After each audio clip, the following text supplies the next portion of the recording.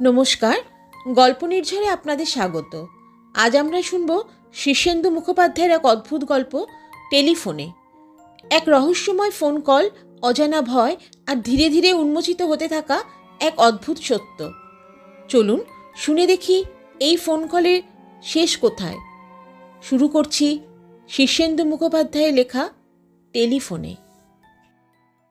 Telephone তুললেই একটা গম্ভীর গলা শোনা যাচ্ছে। 6491 6491 6491। সকাল থেকে কোনো ডায়াল টোন নেই। টেলিফোনের হরেক গণ্ডগোল থাকে বটে, কিন্তু এ অভিজ্ঞতা নতুন। গলাটা খুবই যান্ত্রিক এবং গম্ভীর, খুব উদাসীনও। প্রদীপের কয়েকটা জরুরি টেলিফোন করার কথা ছিল, কিন্তু করতে পারল না। কিন্তু কথা হলো, একটা অদ্ভুত কণ্ঠস্বর কেবল বারবার 4টে সংখ্যা উচ্চারণ করে যাচ্ছে। কেন? এর কারণ কি? ঘড়ির সময় জানার জন্য বিশেষ নাম্বার ডায়াল করলে একটা যান্ত্রিক কণ্ঠে সময়ের ঘোষণা শোনা যায় বটে, কিন্তু এ তো সেরকম নয়। মিনিটে মিনিটে সময়ের ঘোষণা বদলে যায়, কিন্তু এই ঘোষণা তো বদলাচ্ছে না। অফিসে এসে সে তার স্টেনোগ্রাফারকে ডেকে টেলিফোনের ত্রুটিটা এক্সচেঞ্জে জানাতে বলেছিল। তারপর কাজকর্ম নিয়ে ব্যস্ত হয়ে পড়ল। সে একটা মাল্টিন্যাশনাল কোম্পানির বড় অফিসার, বহু বছর দিল্লিতে ছিল, সম্প্রতি কলকাতায় বদলি হয়ে এসেছে। কোম্পানি তাকে বাড়ি, গাড়ি ও একটা টেলিফোন দিয়েছে। তার আগে এই পদে ছিলেন কুরুপ্পু নামে দক্ষিণ ভারতের একজন লোক। তিনি রিটায়ার করে দেশে ফিরে গিয়ে ফুলের চাষ করছেন বলে শুনেছে প্রদীপ। খুবই দক্ষ ও অভিজ্ঞ মানুষ ছিলেন তিনি। রিটায়ার করার বয়স হলেও কোম্পানি তাকে ছাড়তে চায়নি, বরং আরও বড় পোস্ট দিয়ে ধরে রাখতে চেয়েছিল। কুরুপ্পু কিছুতেই রাজি হননি। দুপুরের লাঞ্চের আগে সে একটা পার্টিকে একটা বকেয়া বিলের জন্য তাগাদা করতে টেলিফোন তুলে ডায়ালের প্রথম নাম্বারটার বোতাম টিপতেই আচমকা সেই উদাসীন গম্ভীর যান্ত্রিক কণ্ঠস্বর শুনতে পেল, 6491। তারপরেই অবশ্য কণ্ঠস্বরটা থেমে গেল। প্রদীপ খুবই অবাক হয়েছিল। সামলে নিয়ে বাকি নাম্বার ডায়াল করতে রিং বাজল এবং ওপাশে একজন ফোনও ধরল। প্রয়োজনীয় কথা সেরে নিয়ে প্রদীপ খুব চিন্তিতভাবে অফিসের ইলেকট্রনিক টেলিফোনটার দিকে চেয়ে রইল। এই ফোনেও কণ্ঠস্বরটা এলো কি করে? এসব হচ্ছে কি? কলকাতার বাড়িতে প্রদীপের আত্মীয় স্বজন কেউ নেই। তার মা, বাবা, বোন, ভাই সব দিল্লিতে। সে বিয়ে করেনি, একা থাকে। একজন রান্নার ঠিকে লোক রেঁধে দিয়ে যায়, আর ঘরদোর সাফ করা, বাসন মাজা ও কাপড় কাচার জন্য ঠিকে একজন কাজের মেয়ে আছে। তারা কেউ বাড়িতে থাকে না। আলিপুরের নির্জন অভিজাত পাড়ার 3 তলার মস্ত ফ্ল্যাটে প্রদীপ সম্পূর্ণ একা। তবু প্রদীপ হঠাৎ ফ্ল্যাটের নাম্বার ডায়াল করল এবং শুনতে পেল ওপাশে রিং হচ্ছে। মাত্র 3 বার রিং বাজতেই কে যেন ফোনটা ওঠালো, কিন্তু কথা বলল না।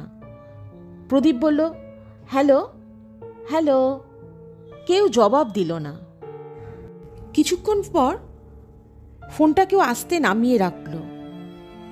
দুপুরবেলাতেও প্রদীপের শরীর হিম হয়ে এলো। এসব হচ্ছেটা কি? যদি রং নাম্বারই হয়ে থাকে, তা হলেও তো ওপাশ থেকে কেউ না কেউ সাড়া দেবে। বিকেলে পার্টি ছিল। ফ্ল্যাটে ফিরতে একটু রাতই হয়ে গেল, আর ফেরার সময় মাথায় দুশ্চিন্তাটাও দেখা দিল। সে অলৌকিকে বিশ্বাসী নয়, কিন্তু কোনো ব্যাখ্যাও তো পাওয়া যাচ্ছে না। দরজা খুলে ফ্ল্যাটে ঢোকার পর একটু গাটা ছমছম করছিল। তবে আলো জেলে ঝলমলে আধুনিক ফ্ল্যাটটার দিকে চেয়ে তার ভয় ভয় ভাবটা কেটে গেল। তবে ফোনটার ধারে কাছে সে আর গেল না। প্রদীপের ঘুম ভাঙল রাত 2টো নাগাদ। হলঘরে ফোন বাজছে। ঘুম চোখে সে তড়াক করে লাফিয়ে ওঠে। দিল্লিতে মা বাবার শরীর খারাপ হলো না তো? ফোন ধরতেই শিউরে উঠল সে। সেই যান্ত্রিক উদাসীন গম্ভীর গলা বলতে লাগলো, 6491 6491 6491। ফোনটা রেখে দিল সে। বাকি রাতটা আর ঘুম হলো না, বিছানায় এপাশ ওপাশ করেই কাটিয়ে দিল। কলকাতার টেলিফোন ব্যবস্থা যে খুব খারাপ তা প্রদীপ জানত, তবু সকালে ব্রেকফাস্টের সময় টেলিফোন বেজে উঠতেই প্রদীপ যখন কম্পিত বক্ষে গিয়ে টেলিফোন ধরল, তখন একটি অমায়িক কণ্ঠস্বর বলল, স্যার, আপনি টেলিফোন খারাপ বলে কমপ্লেন করেছিলেন কাল, কিন্তু আমরা না টেস্ট করে দেখেছি, আপনার লাইনে তো কোনো গণ্ডগোল নেই, লাইন তো চালু আছে। কিন্তু আমি যে টেলিফোনে একটা অদ্ভুত গলা শুনতে পাচ্ছি, হয়তো ক্রস কানেকশন হয়ে গিয়েছিল। আমাদের যন্ত্রপাতি সব বহু পুরনো, তাই মাঝে মাঝে ওরকম হয়। আপনি ডায়াল করে দেখুন, এখন লাইনটা ঠিক আছে।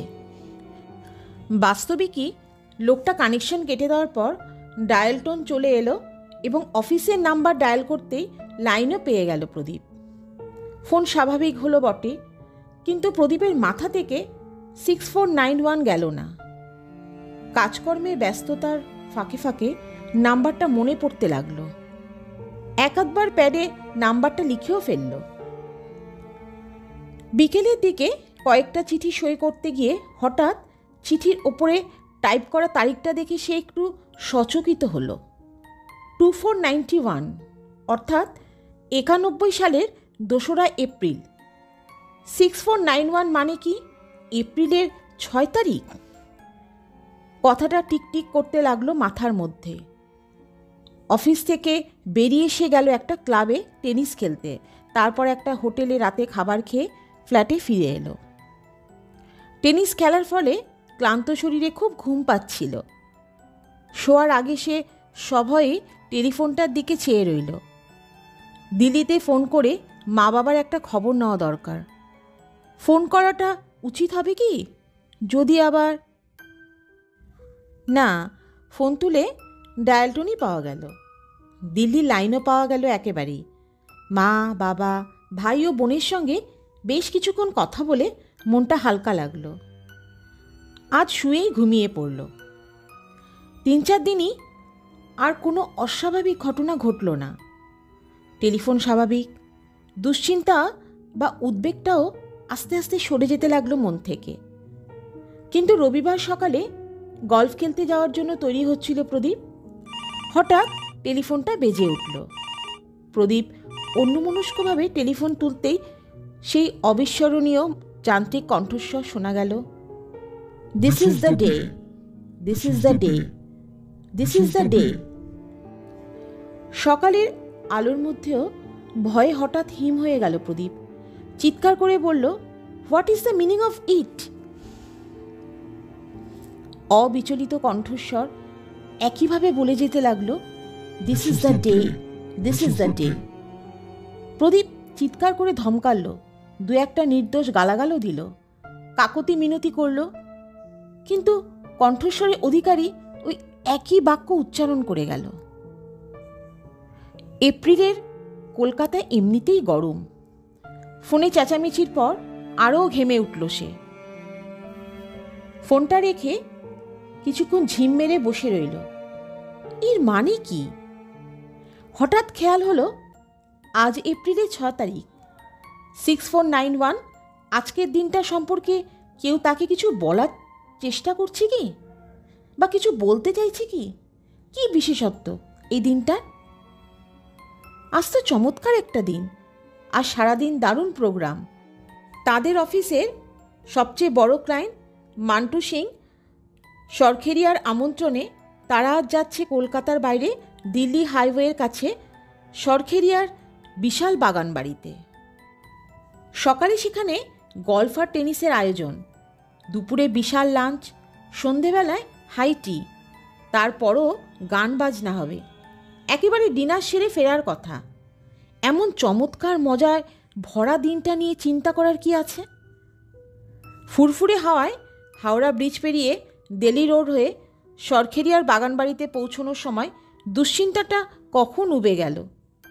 অনেক অতিথি জড়ো হয়েছে, হাসি হট্টগোল চলছে। গলফ কিট নিয়ে বেরিয়ে পড়ল প্রদীপ 1 কাপ কফি খেয়ে নিয়েই। সরখেরিয়ার খামারের পাশেই গল্ফের বিশাল মাঠ, মাঝে মধ্যে ঝোপ জঙ্গল জলা। অনেক গল্ফ খেলোয়াড়ও জড়ো হয়েছেন।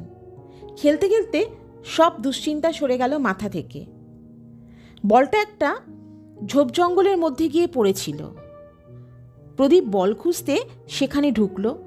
জায়গাটা যেন অন্ধকার এবং দুর্গম, কিন্তু জঙ্গলটা এমন জায়গায় যে গর্ত পর্যন্ত যেতে হলে এই জঙ্গলটি পেরোতেই হবে।